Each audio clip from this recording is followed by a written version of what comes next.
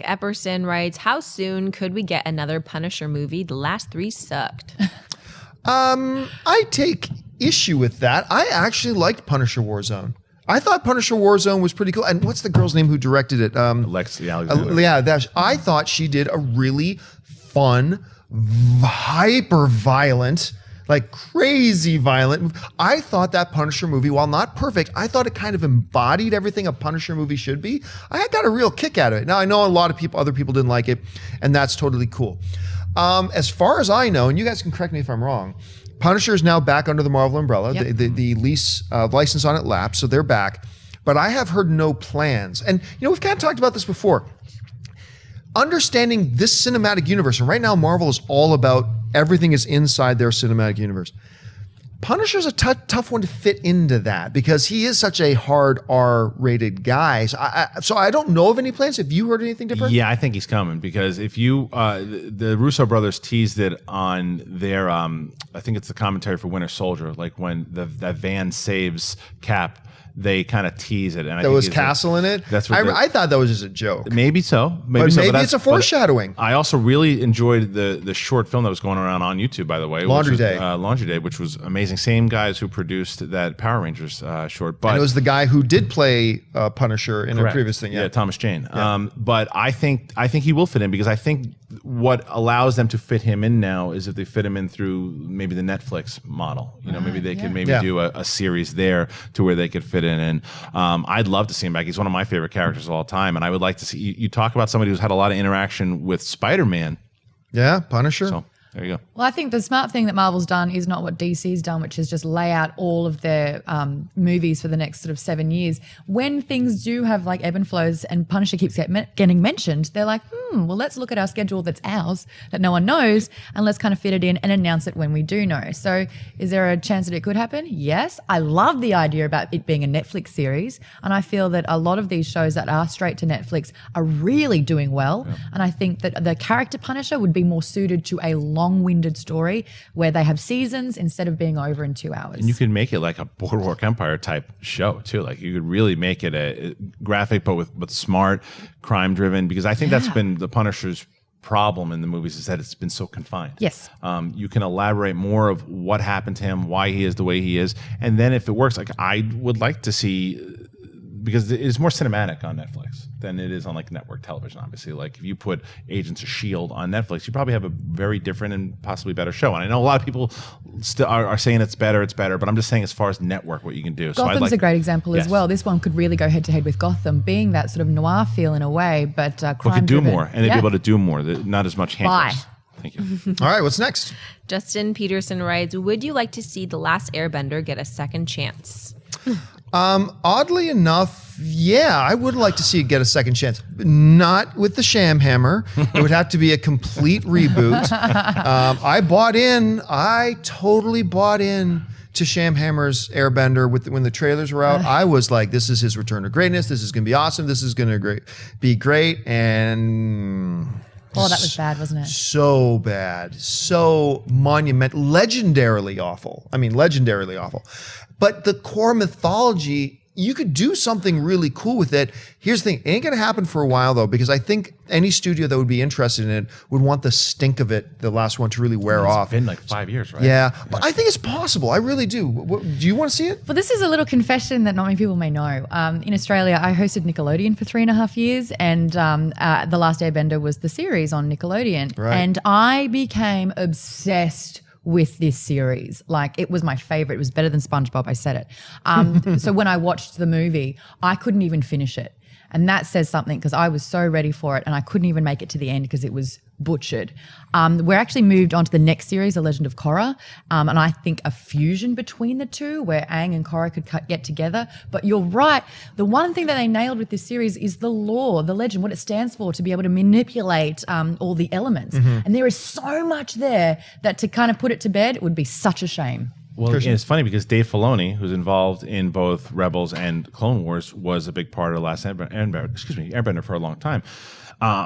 You could tell because of the way what they did with the elements, and it was destroyed. And the guy who cut the trailer for Last Airbender should literally cut the trailer for everything because he made it look I got duped also. Polished H-word. And when I saw the movie, I was like, "What is this trash?" But I do think, because one of the comments I saw the most when I reviewed it was, doesn't do justice. It doesn't do justice. This needs to be redone. I think the fans would support it but to wash that stink off, John, I think that you need to go and get the best talent, and not only in acting, but writing, directing. Like, you need to get a megastar director, whether it be a Spielberg or somebody huge, to where they pull you in. Whether, or if it's not that you're going to get Nolan, but if you got somebody of that nature, that's going to get you excited right away. Hey, before we get to the next Twitter question, just going to let you know, when Bob Iger got in that meeting and made the announcement at Star Wars, apparently he was not done. Another announcement has just dropped. Just going back to something we were talking about earlier, they have officially now announced Frozen 2. So Frozen 2 is now officially in development. Bob Iger said the following. He says, "We enjoyed making Frozen Fever so much and being back in that world with those characters," said John Lasseter. "Jennifer Lee and Chris Buck have come up with a great idea for the sequel, and you'll be hearing a lot more about it. And we'll be taking you back to that world. We're so excited about it." Yeah, because until Frozen Fever came out, you weren't sure you were going to do a Frozen 2. Right. So there you go. It's official. Frozen 2 is officially coming. I'm sure we'll talk about that a little bit more tomorrow. All right. What's next in the Twitter world? Brett Merritt writes, "Whatever happened to that Lock and Key movie that was being made?" Great question, because what was it? It was supposed to be was it Bruce Willis and Jamie Foxx? I don't know. I don't remember it. Or am I thinking of a different movie? But I remember, I think it's the Bruce Willis and Jamie Foxx one. I could be totally talking about the wrong movie, in which case everything I'm about to say is completely irrelevant. But I was looking forward to that, if that's the right one that we're talking about. No, I'm not.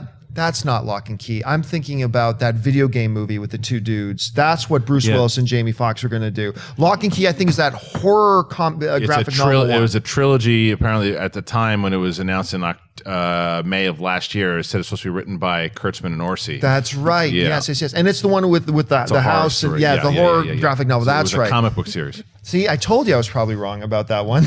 But then again, where is that Bruce Willis, Jamie Foxx one? That one just kind of evaporated too. I've heard nothing about the development of Lock and Key. I remember we talked about it on AMC Movie Talk when that news came out, and very intrigued, but I've heard nothing since. So that doesn't mean it's done. It just means right now I got no. Have you guys heard anything else about it? Kurtzman and Orsi even doing anything together? They are, as of right now, they are creatively taking a break. Yeah, so maybe they're not working together right now. So maybe that's on hold until, because I don't know what their contract was as far as how long they're allowed to hold on to it. Who knows? All right, what's next?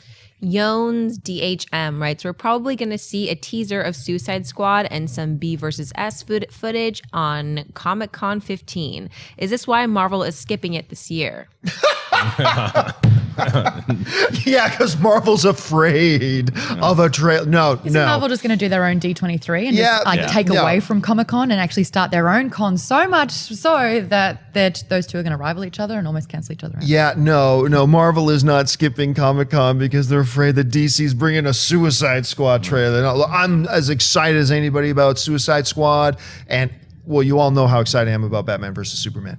No, Marvel is skipping this because they just did their own Hall H without having to go to Comic-Con to do it. Remember, they did that big Marvel announcement they did in Hollywood, had all the fans and all the press come, and they didn't need to go to Comic-Con to do it and share the spotlight with anybody else. They've got their own D23, they got their own Star Wars celebrations.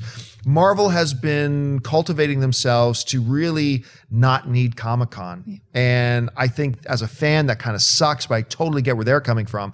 What this presents, though, for DC, because I made the argument that despite the fact that the other year Marvel made a lot of great announcements and had great panels, I made the argument that Warner Brothers and DC won that Comic-Con with one announcement. Batman versus Superman. That's it. That one punch, fight's over. They won Comic-Con. Marvel still got a lot out of that and did some great things at it and benefited from it.